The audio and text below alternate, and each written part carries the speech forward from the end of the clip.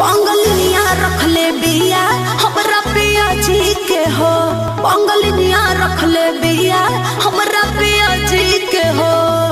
नशा में धूत कहले हमसे बिया निको, पंगलिनिया रख ले बिया हमरा पिया जी के हो, पंगलिनिया रख ले बिया हमरा पिया जी के हो।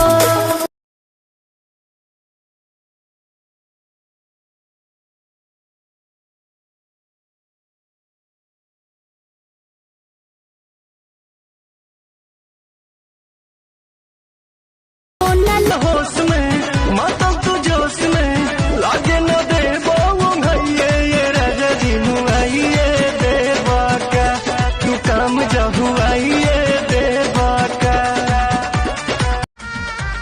घर के खेती छोड़ी बहरा कमाला हमरा ये निक नहीं लागेला। हाय पैसा करत रहेला ई बात जियरा के सालेला।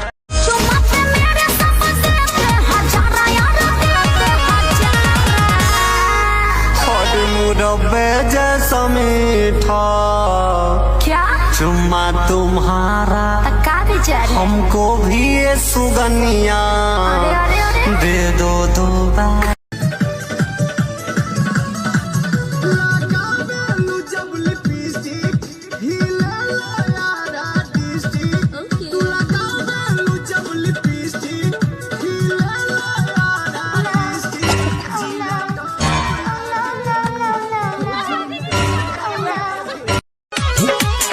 मिली नाही मजा राजा ऐसन पनीर में, ऐसन स्वाद नाही मिली त कबीर में आके।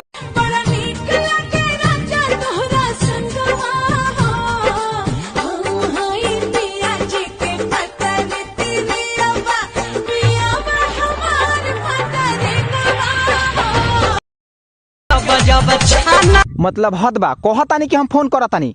हाँ सुनी का सुनी हमरा अंगी लागता। अंगी लगत तो जाई मुँह चियार के सूत रही, बाकी रतिया के जे फोनवा फिर से बिजी बतावलस तो फोनवा में घुस। हम बन गाँव में तू बाडू टाउन